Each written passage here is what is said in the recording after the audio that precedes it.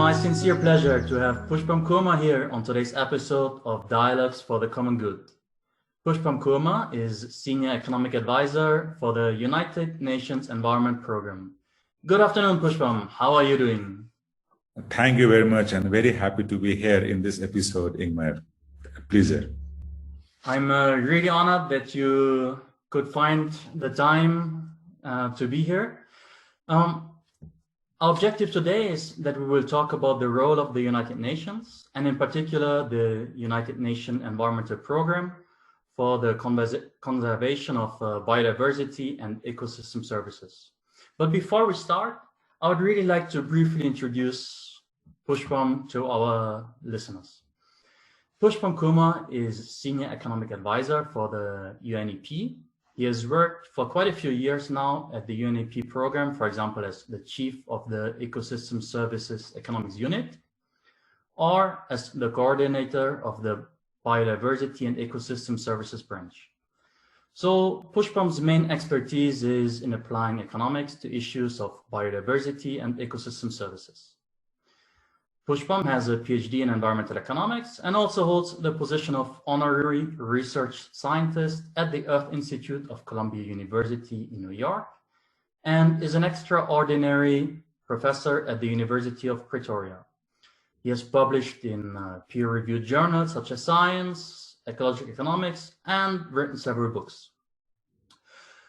So in the past, Pushpam has served as a member of the UK expert panel of the National Ecosystem Assessment, is an advisory board member of the Gulbenkian Ocean Initiative, lead author for the 4th assessment of the IPCC review, co-coordinating lead author of the Responses Working Group of the Millennium Ecosystem Assessment, is co-chaired the Policy and Technical Committee of the Wealth Accounting and Valuation of Ecosystem Services Program led by the World Bank.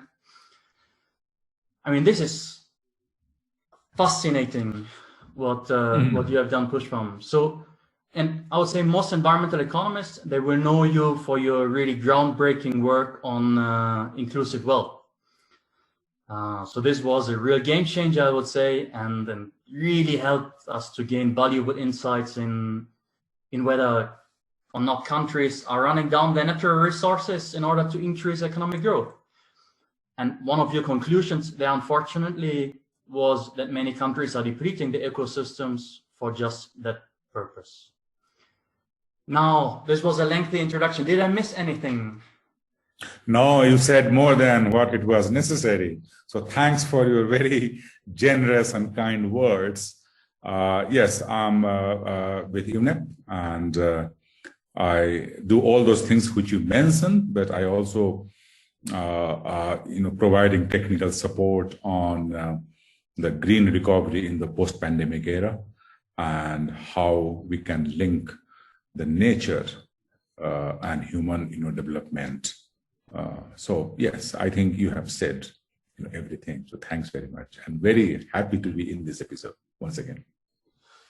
So let's give a bit of background to the issues of biodiversity and ecosystem services. In fact, there's now wide agreement between scientists that species are disappearing at really alarming rates, hundreds of times faster than the natural background rate of extinction. We know that the principal causes of these. It's habitat loss, overexploitation of resources, pollution, climate change, and so on. So in order to address these issues, the United Nations Environment Assembly had its 5th meeting in February, and the overall theme has become strengthening actions for nature to achieve the Sustainable Development Goals. So the UN has really started to turn its focus on biodiversity and ecosystem services. There are also 2 main Sustainable Development Goals set by the UN, the 15th and the 12th, on protecting and restoring sustainable use of ecosystems, managing forests, combating desertification, and to ensuring sustainable consumption and production patterns. So in the United Nations, or what would you say is the main contribution and concern here from the perspective of the United Nations and specifically the UNEP? Thanks, Ingmar. That's a great question. In the light of the last UNEA, the United Nations Environment Assembly, which you are referring to, of course, the focus was how we can manage nature and biodiversity in the light of the Sustainable Development Goals, which was approved by the governments of the world in 2015. And the target, the period is 2030. Although we are in now 2021, and so we have very short 9 years left to achieve them. And in that context, the role of UN as a catalyzer, and of course the role of UNEP, where I work, is very crucial. So what UNEP does in order to bring nature and biodiversity in the context of the sustainable development goals are basically bring the best of the science in biodiversity and use them, inform the member states that this is the conditions and trends of biodiversity and how we are losing them. Sadly, the information is that many of them we have lost, at least at a species level, and several of them, and the estimate is million+ species, are under the risk of extinction as per the IPBES, Intergovernmental Panel on Biodiversity and Ecosystem Services, IPBES that we call it. They have estimated, and that involves large number of natural and social scientists. So to build the consensus around the science is role number one. Second is also share the application of science to the practice with the member states. Of course, develop the capacity to uptake those science is another function for UNEP. And then implement the necessary normative work, which is decided by the member states, the governments of the world. So those are some of the role for UNEP, which they perform and they try to perform, and all of us are really giving our best to achieve that. So these are the role of UNEP in the light of the question you asked. So when we look at some of the plans that the United Nations have made, then there was the strategic plan for biodiversity 2011 to 2020.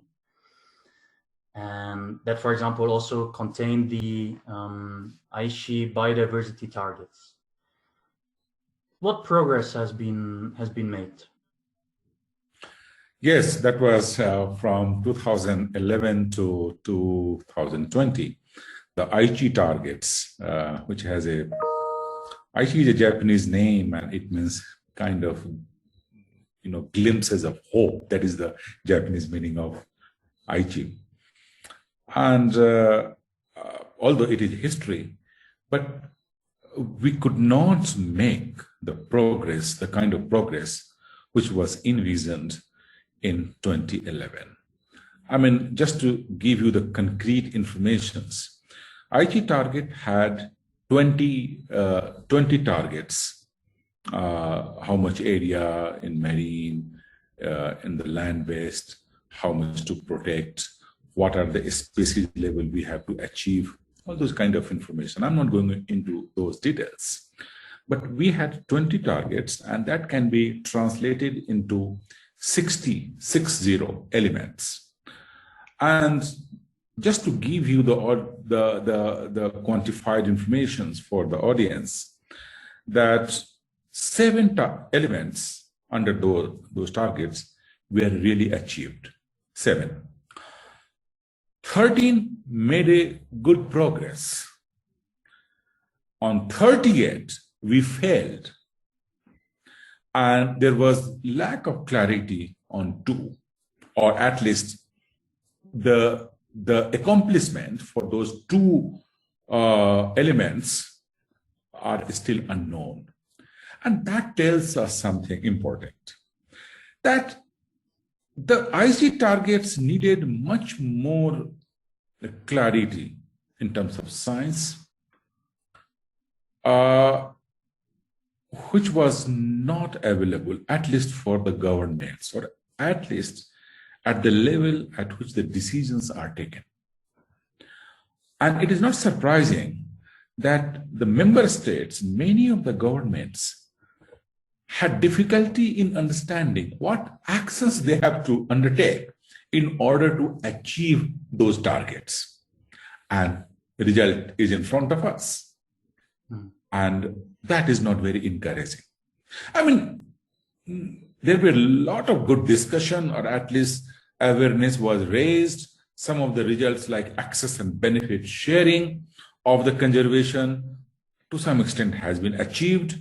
Government is aware that what they need to do now, which was unavailable earlier. But yeah, the short answer will be that it's not about UN, it's not about UNEP. I mean, we have to understand that the action had to be taken by the member states. So I think that is where we could not achieve what we could have. So yeah, the answer is not going to please you and please many of us. Now 2020 is over. What are the next steps? In particular, what would be the focus of the post-2020 biodiversity plan? Yes, so I said I gave a assessment that we could have done better, and that is the reason that we have excellent plan for post-2020 biodiversity framework and their implementation. This draft document, which is a zero-order document, because this will go to Kunming in COP15 of the CBD, and the government will discuss and agree on that. There is a lot of groundwork which has been done with the help of scientists and also the governments. And there is a very high chance that this document will be accepted.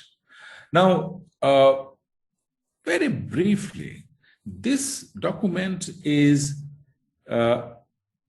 building upon the lessons learned from the IG target, which you refer to. I mean, one of the basic things was that we could have come out with smart indicators of biodiversity. You know, biodiversity is still a very science-centric word, not for academics and research, but you go to a secretary or a minister as a biodiversity, they look at you, okay, so they will expect that we are going to tell him something very exotic. So that notion has gone now. And there is a very good progress on a smart indicator for biodiversity, at least at the species level. So that is in the document. That document, which is basically, talking about the action in the post-2020 era, is talking about what are the drivers. It's not only the drivers of the biophysical side, like habitat fragmentation or invasive species, but also or extreme events or climate change. Of course, they are there, but indirect drivers, and that will be of interest for our fraternity from economic side, like costing, the pricing, the fiscal, the subsidies, and a lot of tools and approaches through which biodiversity can be integrated or mainstreamed in the various sectors of the economy, including fiscal, monetary policies, labor market, capital markets, good market, external sector, incentive for investment. Those measures are fully elaborated in this in this document. So there is a good plan. Right now, I may not be able to tell you because what percentage the governments would commit that, I mean, as you know, many governments have already declared that they're going to declare 30% of their marine area and the land area as the protected one. This might change. You might think, I mean, scientists are saying 44%, but we will land up somewhere. That we have to see. That is a part of negotiation which will happen in China in the coming COP. So there are identification. There are good indicators showing the conditions and trends. There are very good elaborations on the response policies. There are lots of recommendations. And anyway, this recommendation is not only about environmental economics. Again, I will take a minute to say something. When we talk about the conservation or the nature, including climate, pollution, and biodiversity, I mean, we always call them three planetary crises the world is confronting with. There are three ways. One is that we have the natural scientists. They talk about the conservation, and a lot of agencies like IUCN or WWF and many others, they are into conservation. So they don't care about, they talk about the species, they have the red list, they have the protected areas, and that's all. But then you have economists. And right from the, I'm not going back the classical economist or the French physiocrats, but coming from the early 20th century, starting from Arthur Cecil Pigou and Kenneth Balding, and of course, Ken Arrow and so on and so forth, until now, we try to take the help of markets. We try to understand the demand and the supply for biodiversity and nature, and then try to manage them. So that is, most of the things which we are going to discuss will remain in that domain. And I'm sure we'll have more questions on that. That is one part. There is a third part. And the third part is the nature is considered as the fundamental human rights issue. So and people have the right to have entitlement over natural resources for their own consumption and uses and production, of course. So all these three elements about conservation, about use of economic tools and techniques, and human rights-based approach to nature for the people, you will find in this Global Biodiversity Framework 2020. And we have to see what emerges final, but the document is fantastic. A lot of time and energy and effort has come from various stakeholders, including eminent scientists from the world, and we have to wait where we land in China under COP15. So for sure, well, basically what you've been saying is that the measurements have improved, and our understanding of some of the economics approaches that we can do in order to deal with issues of biodiversity and ecosystem services has improved and is being more integrated. So the key is really what the governments in the end will be doing. And let's come back to that question a bit later. Let's talk a bit more about one of your colleagues, Partha Gupta. So he recently wrote this impressive review, The Economics of Biodiversity. And at least from what I can tell from many environmental economists, that looks like a game changer to what most environmental economists that I know have really worked on. And it brings a lot of new understanding from our point of view. There's a huge impact on, at least on policy in UK and on institutions. So in terms of the post-2020 biodiversity plan and for UNEP's work on restoration and green recovery, what impact would you say will the DftCG review have? That's a great question and very relevant too. And this report is making news everywhere, at least since February 2nd this year, when this report was launched formally. You are right. I fully agree with you, Ingmar, that this independent review of Economics of Biodiversity by HM Treasury of UK and led by Sir Partha Dasgupta of Cambridge, hopefully, I mean, right now, it has all the elements to be a game changer. And when we analyze the government's report in last 100 years, since the Coles, commissions, I don't think any report has such a structured narrative as Dasgupta's review has done. It's a great, report. Now, we know, that what this report contains. The way Sir Partha is explaining that, we Homo sapiens are embedded in nature. He talks about that nature management is just like asset management problem. He does talk about the need for new metrics of measuring progress and sustainability.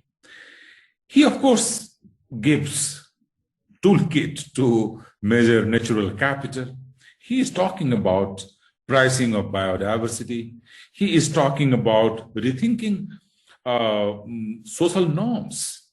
And in fact, he, in a 600-page document, he, in a very perceptive way, provides the rationale and need to change the grammar of conventional economics to understand the role of nature. And I think,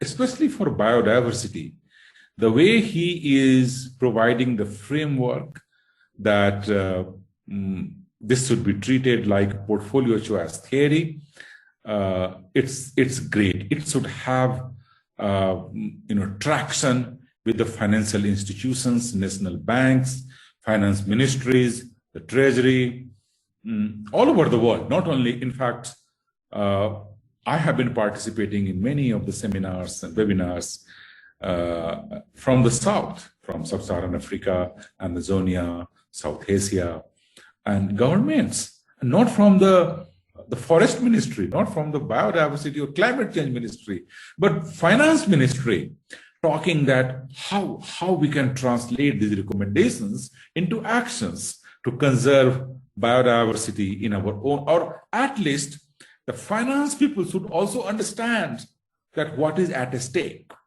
And so, yes, it should be a game changer. And the way it is making news, not only in the academics, in the journal or newspaper, but also in the world for the practitioners, I think this will be a game changer. And I'm sure Partha and his team would be present in UNFCCC and COP26 of climate change and COP15, which we referred earlier, in China to discuss. And I suspect they have a plan to engage with the national governments globally, the way Nick Stern did for the climate change in 2006 fall. So I think, yes, I mean, I can't agree more. This is a game changer. So what I found very interesting also in your answer was that that you suggested that treasuries from different countries have picked up this report, maybe also because it has been written by the Treasury of the UK. But it also indicates that that this issue of biodiversity is now treated much more widely within the governments. And when I believe when it gets to places such as the finance ministry, then that's really the right place, because a finance minister most likely has much more power to introduce policies than an environmental minister. Yes, yes. So, you are right. I mean, part of the reason is that this report has come from the Treasury in UK. So banks, financial institution, multilateral trust bank like Africa Development Bank or Asian Development Bank, and even IMF and the World Bank, they are curious. They want to know more and they want to act on it. And also part of the reason, not because for Parthadas Gupta in this profession, and I'm sure Ingmar, you know it as much as anybody would know, he has spent at least 50 years in this profession and has made a mark, along with Kenaro, Kalgoran, I think other resource economists who could have been, very useful at this juncture to take this message was Marty Wiseman. Sadly, he is not around. So I think since the report has come from a leading lamp post of the profession, who has proved himself in this arena for quite some time. So people are curious that what Partha is saying. But of course, since it has come from Treasury, that remains the dominant reason. And once it goes to the Ministry of Finance, Ministry of Development, Planning, and the financial institutions, we should hope that it will be a game changer. And because why it will be a game changer? Because the major drivers of change for biodiversity and nature is emerging from finance, from development.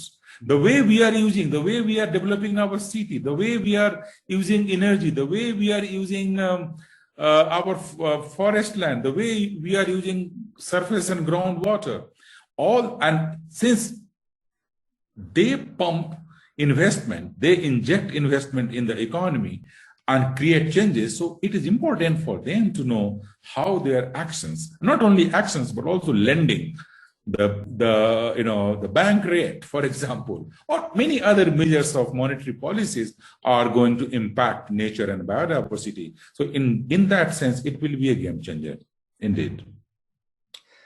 Let's stick a bit more with this topic of media appearance and implications for policy. So everybody heard about the COP meetings on climate change, and they frequently figure in the news. But the Conference of Parties to the Convention on Biological Diversity is seldomly featured in the media at all. Why would you say this is the case? That's a great question. and very obvious one too, and not easy to answer. See, climate change there are few reasons or few elements which can be part of the answer to your question. Climate change has a history. It started in at least the IPCC. I'm not going before. Intergovernmental Panel on Climate Change in early mid-80s, I think, first assessment report. And so since at least 40 years, there is a history and assessment of the trends and conditions of the climate. That is one. So there is some credibility and clarity. Second, climate change is a very simple issue. I mean, not in terms of impact, don't get me wrong. But what is the mixture of few gases? Carbon dioxide, NOx, SOx, methane, maybe few others. So the source and impact are very obvious. Third, again, that is my guess, and people also say they agree with me, that climate change impact, in the beginning at least, people thought, oh, it is happening more in the north, in Europe, in North America, and OECD countries. So a lot of resources were allocated and the funding for further research.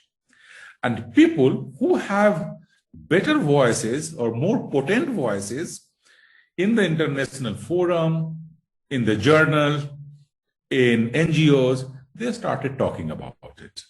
So, I mean, these are the three immediate things I can think of. Biodiversity was always thought, oh, this is in Brazil, in India, in South Africa, in DRC Congo, Indonesia. And this is not, so that is one.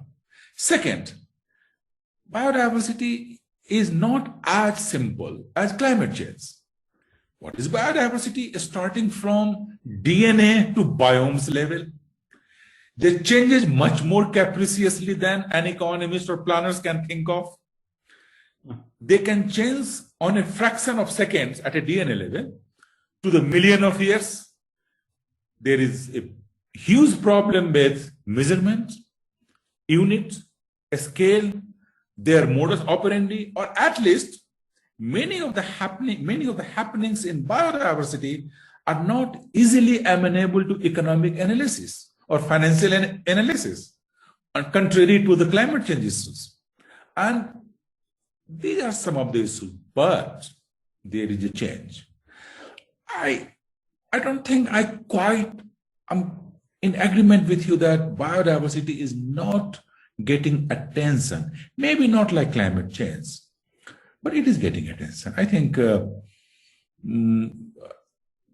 very fact that even IMF, the bank, the other agencies, UN, of course, I'm not talking about UNEP. UNEP, of course, biodiversity has a big space in our program's work.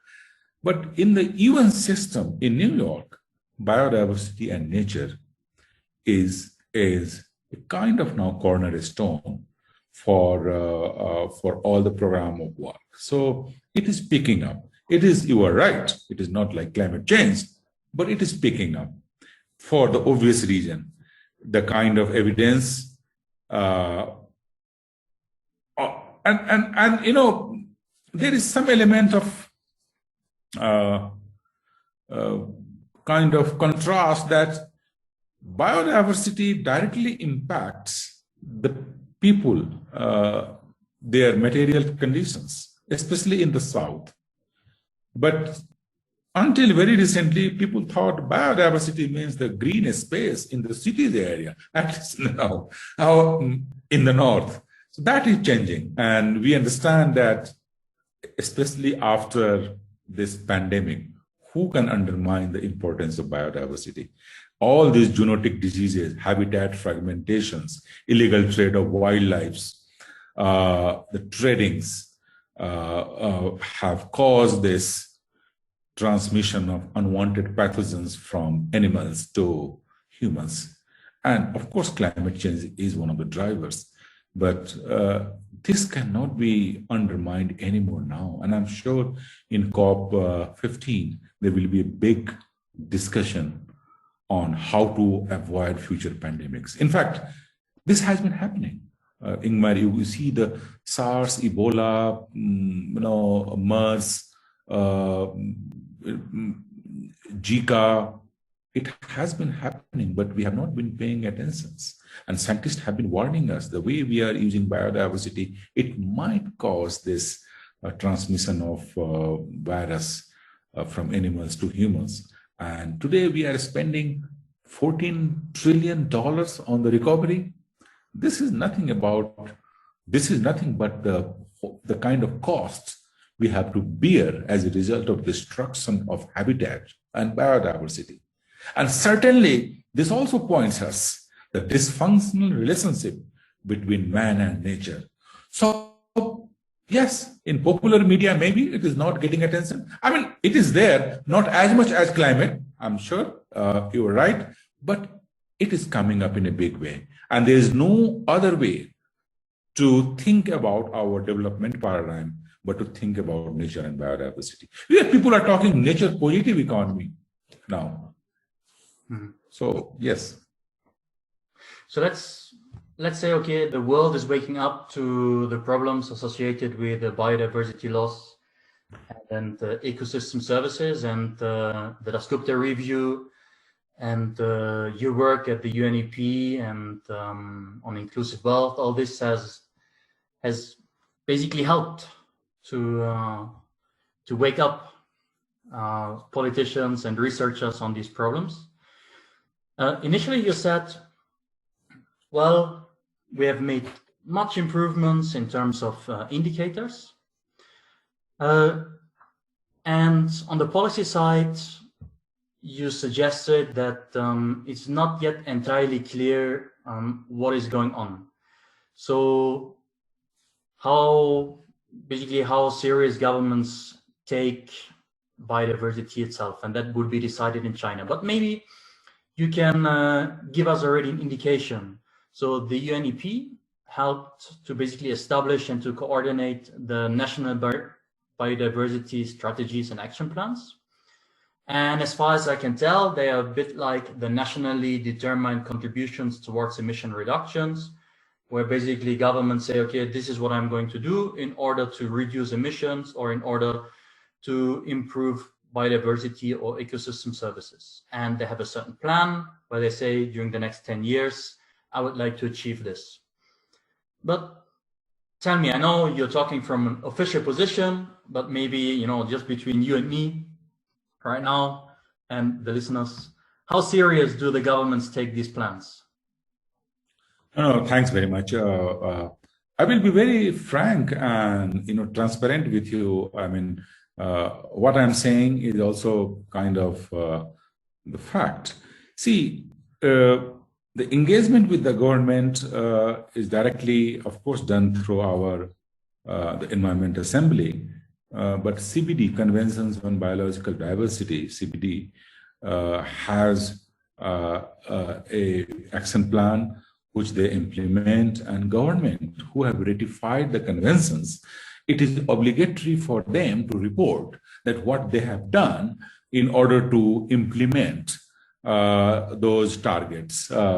And a large number of governments do report about their national action plan. And there is a great success story too. I mean, a large number of countries are very supportive, very excited, very participative, and leading. In fact, many of them are leading the whole implementation plan in a big way. For example, Pakistan, the 10 billion tsunami, 10 billion tree tsunami, you might have heard. It's a great, they want to, by next few years, have 10 billion tree in their country. They have already achieved 1 billion tree tsunami program. And we have, we have estimated inclusive wealth of Pakistan. And we have observed that natural capital in Pakistan has shown very good progress since 2018. So this is one. But I'm not saying that everybody or 190 plus countries are at the same level. The response is certainly mixed. And part of the reason is, which you have also mentioned, that the way we are communicating, the scientists, we are communicating the message needs improvement. Second, many countries are very keen. They want to do, they want to comply, they want to do, they have understood that conserving biodiversity is not for the sake of biodiversity, but it is for their own people. And in any welfare state, who will not take care of their own people? So, but how to do it? What is the guidance? What is the pathway? Whether they have the capacity. I mean, for example, inclusive wealth, we know, we economists always talk that we need to understand wealth. We also need to understand flow, GDP, but a stock will give you a better picture of the sustainability and how they are changing, as Partha and Carl Goran have been saying from very beginning. And countries want to do it. We get requests in UNEP that, oh, can you help us? How to do it? It's not that they are averse, but where is the capacity? Even the new SIA, the UN SIA ecosystem accounts, which have been adopted, and that has a lot of focus on biodiversity measurement and accounting. But when I go to the country, many countries in the South at least, I find the SNA of 1968 being used by the statistical officer, System of National Accounts, 1968. And we are in 2021. So there's always a time lag, and we need to focus a lot on the capacity building. So in fact, my sincere appeal to the scientific community and environmental economists across the globe would be to also focus or give some time on capacity building, how to translate the scientific language into a very simple, actionable language. Actionable, I'm not saying everything should be reduced to the very simple term. The world is not so simple, the world is complex. So we might require some complex language, but at least part of the science must be translated into simple language, and that applies to the many of the action plan under biodiversity agenda. Indicators, how to mainstream. In fact, you were referring to Global Biodiversity Framework 2020. There's a lot of emphasis on biodiversity accounting, valuation of biodiversity, how to link biodiversity with every sector. Not that we want to do something new. It is already there, but to capture and demonstrate those linkages will certainly help. Because biodiversity and nature is entering into consumption, production, and also distribution. How to, if not change, but certainly revise the textbook of conventional economics. And that is what Dasgupta Review does in a very elegant way. So to answer your question, there is a mixed reaction from the governments, but personally, I'm encouraged that there is, I have seen in 1990s, early 1990, and when I compare 2020, there's a huge change, I can tell you. And this is not for any other region. The need to move, to move beyond GDP. So much of consensus, political consensus. Can you I can't think of in 1990s or 1980s. It's okay. The Sarkozy government came out with that Stiglitz report, saying Stiglitz and Fitoussi. Then there have been off and on, effort. But today, if you see SDG 17 or even Rio Plus 20 document and the new SIA ecosystem accounts, Dasgupta Review from the HM Treasury, we don't need any more evidence. There is evidence. There is a consensus. Now the next tranche will be how to help country to really do it. Nobody is going to question the rationale. Nobody is going to ask, why we need to do that? That is there. What we need to do, how to do it now. What is the best way to do it? So I would partly agree with you, because I see that there's maybe an additional issue, and one is that, for example, these national biodiversity strategies and action plans, they contain non-binding commitments, and since they're non-binding, it just makes them that much less credible, and it just means, let's say from my perspective, that the governments just say they would like to do something, but they don't feel that they at least have the possibility to formally to formally commit to action. And my question here to you is then, why is it so difficult to nudge governments into providing binding commitments in the case of biodiversity, whereas we have actually achieved binding commitments for the case of climate change? No, but there is nothing. The Secretariat, UNEP, and CBD is certainly in favor of having a very concrete binding constraint, but for that, states, governments have to agree. You know how much effort it took for the climate change to agree in Paris. So, and as I referred earlier, issues in biodiversity are a little more complex than climate change science. So, let us hope that in China they agree on this, and that is also on the agenda. At least in terms of the protected areas, I think there would be some very good progress in COP 15. But complexity is different in case of biodiversity than the climate change. Yes, I do agree, but in fact, it also, biodiversity is not that much, let's say, of a public good as, for example, the problems associated with climate change. A lot of the biodiversity is also local. Ecosystem services are very often somewhat local, right? If we talk about the Amazonas, and if the Amazonas is cut down, yes, then this would be a huge problem worldwide.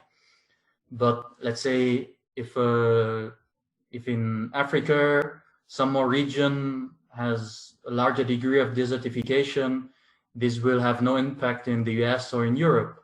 No immediate impact on biodiversity or ecosystem services in the US or Europe. So in this sense, there should be, let's say, more individual incentives by local governments to take committing actions compared to the case of climate change, where you have bigger problems such as free riding.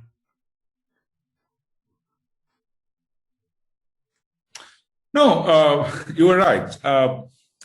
But see, unlike climate change, which is a kind of global public good, biodiversity in many cases are local public good, I would say. For example, forest, right? Or,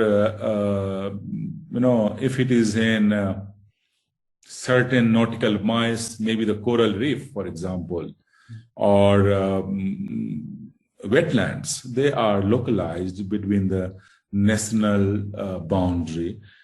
And there is an agreement on that. Many countries have come out with open declaration, whether it is in UK or in US. Obama administration also declared certain areas under protected areas, and I'm sure Biden administration will do the same thing. In fact, there was some announcement that they are going to declare, I think, 30%. Conservation of forests, whether it is Brazil, Indonesia, or DRC Congo, they are agreeing that this much of percentage they will keep it. What is problem? So I'm not equating forest area as the biodiversity. Forest area is, of course, forest area contains biodiversity. Agree. But biodiversity in terms of from species to genetic to genera and biomes level will also be a global public good. But what you are referring is probably for that there is not much problem. There is an agreement. And I think you will see in COP15, hopefully, a very exciting outcome, at least on these issues. I'm not expecting that there will be miracle or magic, although I wish I could, I could be wrong. But on biodiversity, still the negotiation is on, and you might be, you might not be, you might see some very dramatic change and the outcome coming from China. Let's hope so. I'm definitely going to follow this. So let's say government want to do something about biodiversity, yes, and they want to stick to the action plans. Let's think this a bit more now in economic terms. Yeah. So in 1950, around 65% of the world was wilderness. In 2021, we are currently at 35%. If the trends continue, we'll have around we're at 35% now. And if the trends are continuing, then we'll have around 25% of wilderness left in 2040. Is there any consensus on what is the optimal level of biodiversity or of the biosphere? That's a good question, and possibly very hard to answer. I mean, not only the statistics which you have just given, even for the wetlands, if you compare since 1950s to 2018 or so, I think it has become half wetland area as per Ramsar bureau's information. Of course, biodiversity is in decline. So is the forest area. So is the coastal and marine ecosystem. Their resilience is on decline. So now the question is, what is the optimal level of biosphere? This will certainly depend upon the country context and the local carrying the capacity. There is a term called carrying, the capacity of the space, which I think Bayer International Institute for Ecological Economics used for quite some time, and many geographers still use that term. It is very relevant because it is it's a kind of function of the population density, throughput, in the terms that how much resource we are taking from the nature and how much wastage we are dumping. As you know, plastic pollution is a big issue now. By 2030, we will have more plastic in the ocean than the fish.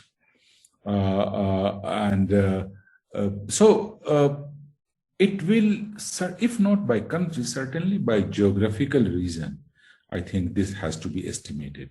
For Scandinavian countries, I think, and Western Europe, if not Eastern Europe, I think there are some good estimates that what should be the optimal level of biosphere. I may not be able to give you the statistics for a specific country, but there are. But it has to be estimated at the regional level, if not at the national level. So I may not be able to give you the exact answer, what is the optimal level of biosphere, but it can certainly be worked out. And I think, again, going back to Dasgupta review, when he talks about demand, the gap between the supply and demand of the ecosystem, he refers to this. So let's say we figured out what the optimal level is, or how we can, or how much we can close the gap. Yes. Then let's compare this to the problem of climate change. So if we want to solve the climate change problem, then we economists, we have found a simple solution, right? We just price carbon. And in theory, that will solve all the problems associated with it. Now, of course, we can introduce some additional regulation or some incentives in order to deal with some further externalities like R&D and so on. But in general, a simple Pigouvian tax should do the job. So tell me, why is there no discussion to place a similar price on biodiversity, on nature in general? The simple question is, it is very hard, number two, to do it. But there is a talk, and valuation of biodiversity is the issue which you will find everywhere, not only the Dasgupta review, but also in the global biodiversity framework. there is a separate paragraph where it is recommended that valuation and pricing of biodiversity will be helpful. But this,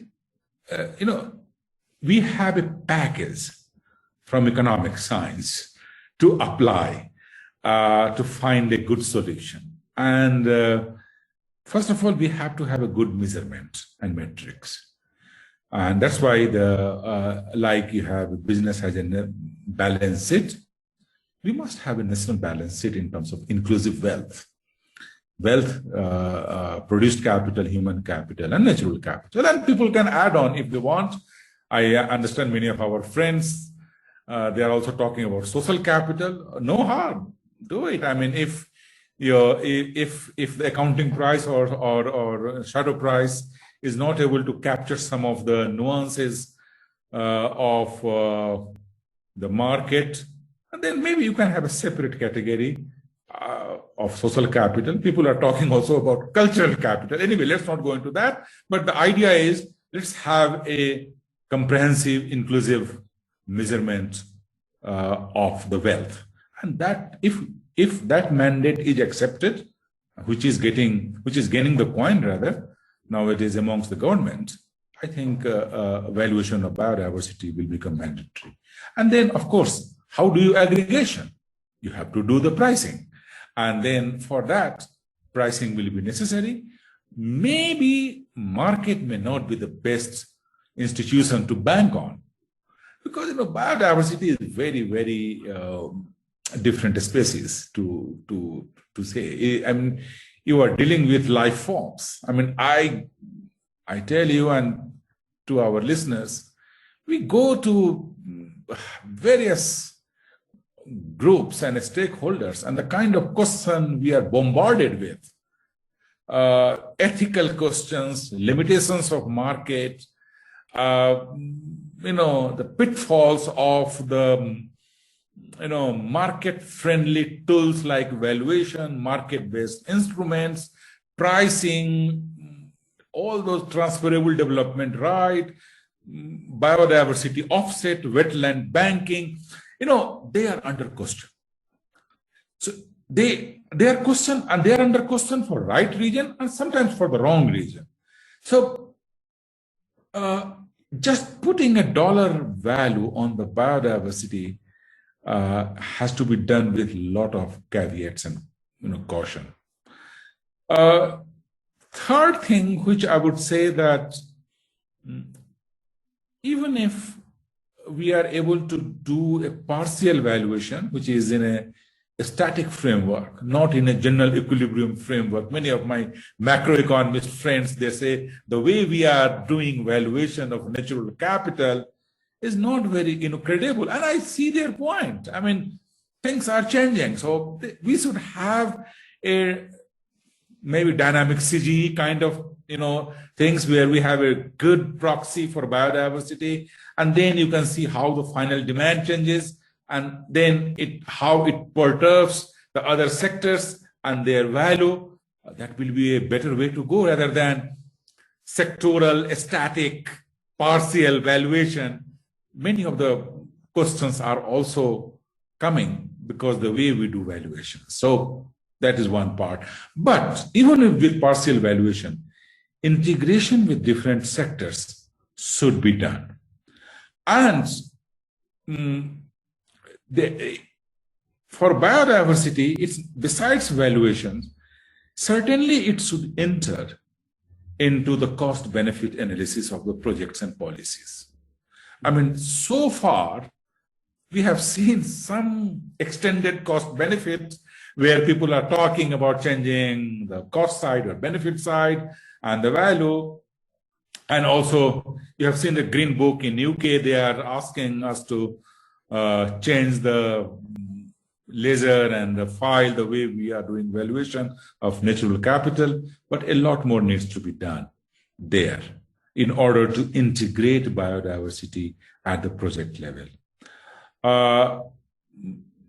Again, valuation of biodiversity, even if it is partial, can be used for restoration. we are into UN decades of restoration from 2021 to 2030. Once we have some value for biodiversity, which should be possible, then it is easier to justify investment in restoration activities. Otherwise, so far, people think it is just expenditure. They don't think it is investment in the restoration activity. So, and that is the point which Dasgupta Review again talks very prominently and very explicitly, that in order to provide, enhance the supply of the biosphere, supply of ecosystem services from the biosphere, we need to invest in restoration. And that can be further strengthened if we have good valuation for biodiversity. So there are merits in valuing biodiversity. There are challenges too. There are better way of doing it. The idea is to take this discussion on the ground and do it. Enhance the capacity of the countries to do it. We will do. I mean, once a side story, long back, I remember I was presenting a case studies on contribution of forestry sector to India's GDP. That was, when was that? 1996. So we just estimated not only the logwood and timber, non-timber forest products, which is now non-wood forest products, but also we estimated watershed functions and the carbon. And the value of contribution from forest to GDP went from 1.1% to 2.7%, I think. And I was a little bit, skeptical and, defensive the way I had estimated watershed functions and benefits and the carbon. One of the chief statisticians of the government of India, he said, why you are so defensive? I said, look, this is he said, do you know how we are valuing the ways, how we are imputing the rent? They are based on the survey of 1950s data. So why you guys? So even in case of valuation, we have to be a bit brave, bold, state our assumptions upfront and move. Somebody will have 10 years, $10 billion, can do better. But right now, we need to do it and put the caveats upfront. That fully applies to the case of valuation of biodiversity and natural capital in general. And I think if we do that, we will be making a big progress and helping the community and the practitioners. Thank you, Pushpam. Yeah, nice answer. Yeah. Shall we go to a slightly different perspective, one that speaks more directly to environmental economists?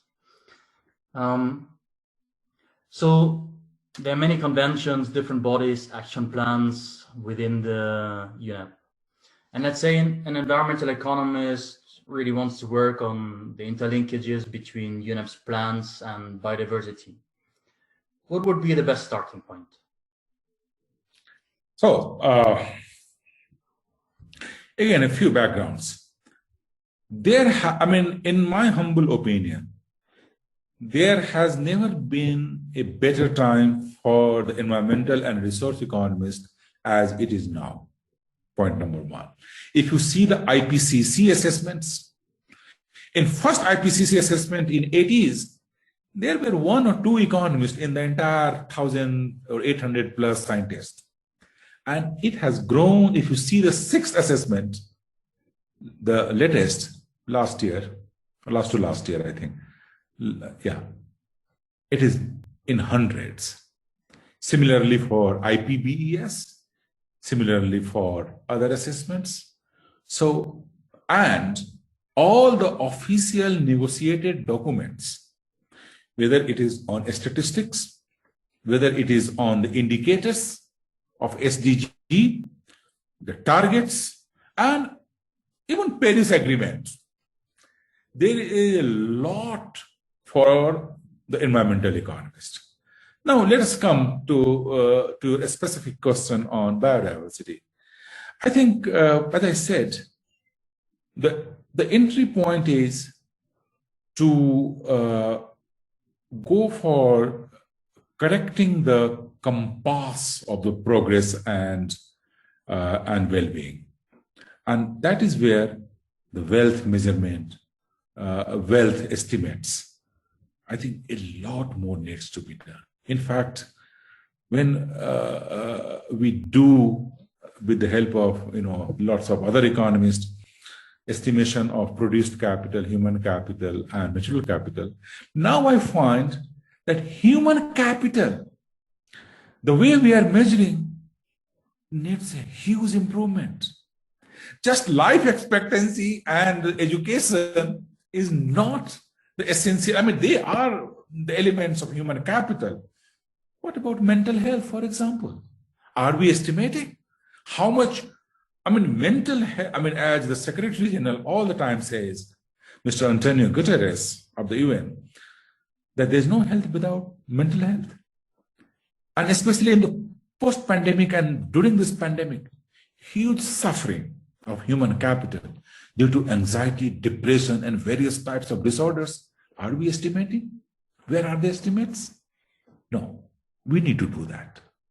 So, in order to understand the baseline, we need to understand the wealth. So, first entry point, I would say, let's improve, and the environmental economists can really contribute.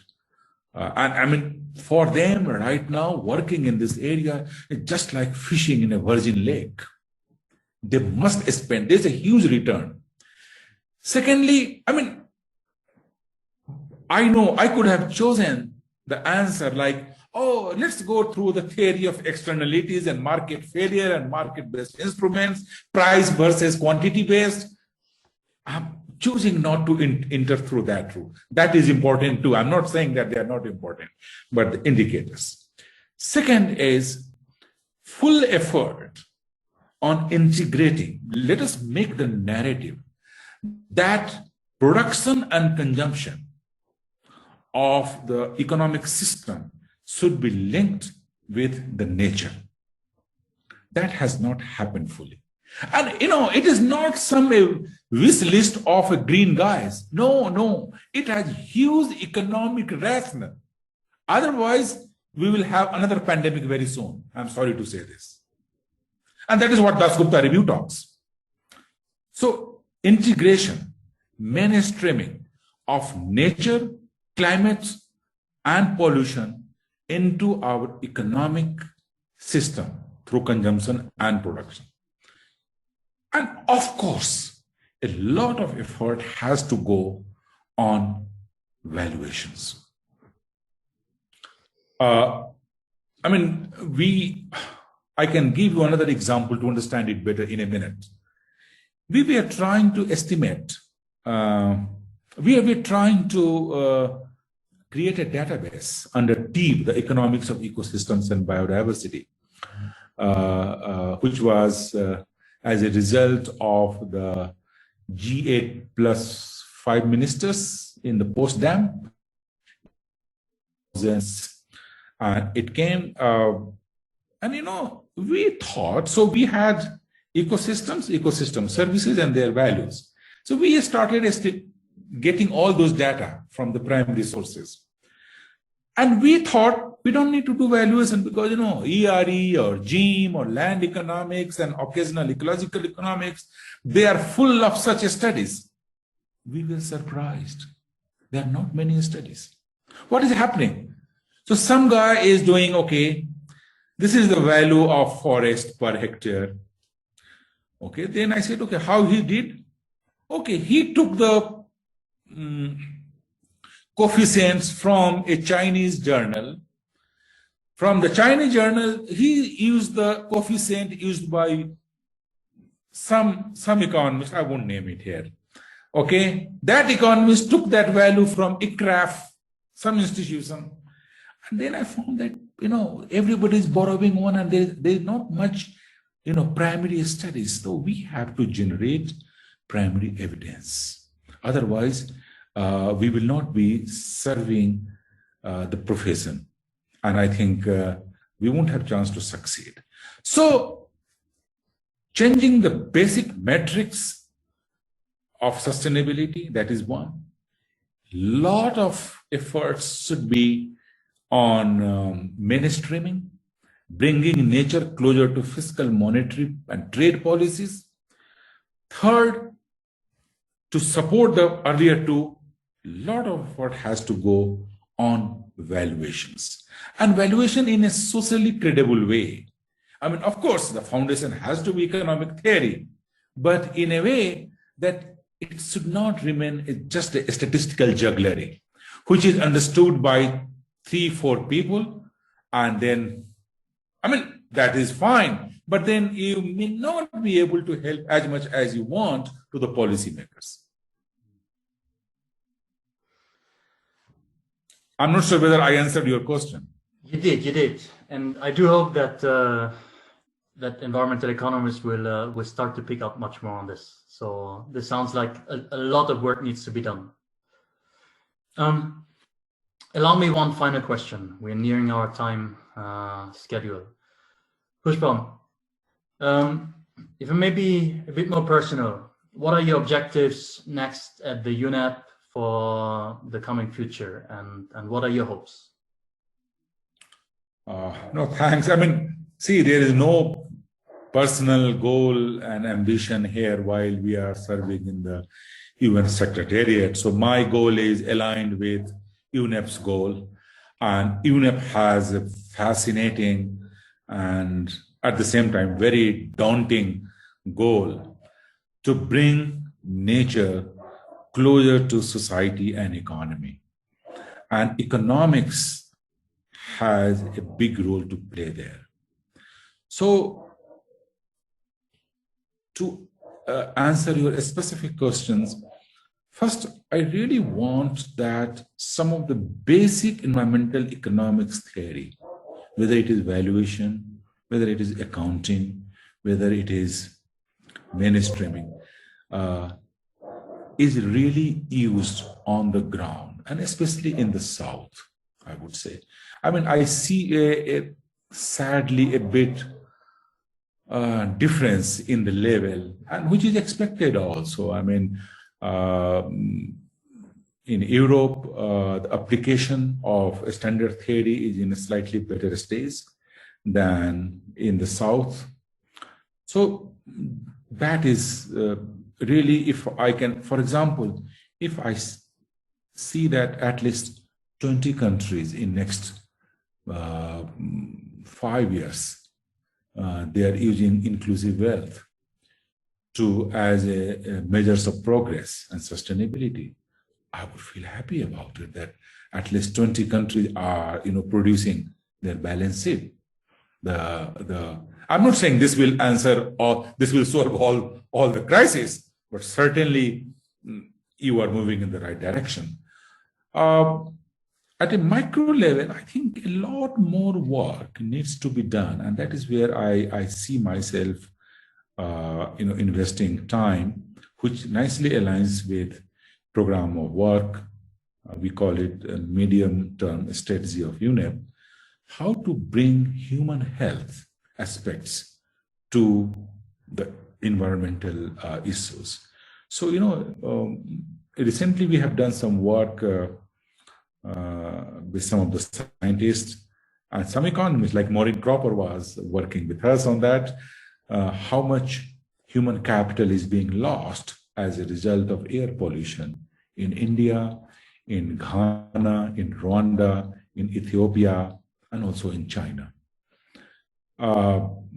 So basically, bringing economic estimates depends which side they are, malign or benign. We'll see later. But that estimation should be entering into the decision-making tools and the process.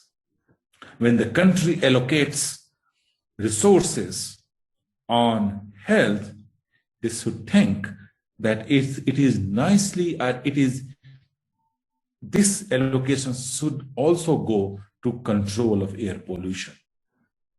because you are harvesting a good synergy by allocating resource for controlling of air pollution. And one more thing, which is I have been in touch with some mental health experts and psychoanalysts and the clinical psychologists, and I see a great merit in analyzing the impact of nature on mental health. This is not just a biophysical relationship, but what is the economic evidence? How much is the benefits of nature accruing to the society due to amelioration of mental sickness? I think these are some of the things I see myself at least a few years from now working and convincing the government to use this estimate, because this work is not, only for journals outcome and do the webinar and the op-ed and other pieces in the newspaper and the journals, but to take it to the government. And the good thing is governments agree and UNEP facilitates such work. And finally, the perennial challenge of capacity development. I think I'm based in Nairobi, in Kenya, in Sub-Saharan Africa, and I can tell you, there is a big return. What you call the marginal social worth of the effort is huge if we spend our time on capacity building. And I think I see myself doing a bit of that as well. And finally, I really want that the best of the best science and best economic theory should trickle down to UNEP's program of work so that the real science policy interface happens. And I can say that I am contributing my bit towards bridging the gap between science and policy. Pushpam, for sure you have done a fantastic job at combining science and policy and actually bringing science into policy. And I think this is of utmost importance. And I want to thank you sincerely for your very enlightening answers here today on the dialogues for the common good. I think we learned a lot about how the UNEP helps governments and tries to guide governments in achieving a more sustainable level of biodiversity, in helping discussions between governments. And we also learned what is potentially still missing, and that we are having hopes for the future, especially for the next UN Environmental Assembly, and that governments will give us hopefully some good news and some potentially more committing national action plans for biodiversity. Thank you. May I have a last word, if I may have? Naturally. See, two things. So number one, whatever I have said aligns with UNEP's work, but this is also my personal view and not necessarily it reflects the view of UNEP. So that is number one. Second, I will be, maybe if your listeners have any questions or comments further to ask me, I'm very happy if you could share my email with them or maybe put on the screen, and I will be very happy to answer their questions if they have. And finally, it was a real pleasure to talk to you. You had great questions, and I'm sure this discussion can go on more than an hour, but it was really enjoyable. And thanks for doing it. Thank you very much, Pushpam. And all the best of luck for your future at the UNEP. Thank you. Thanks very much.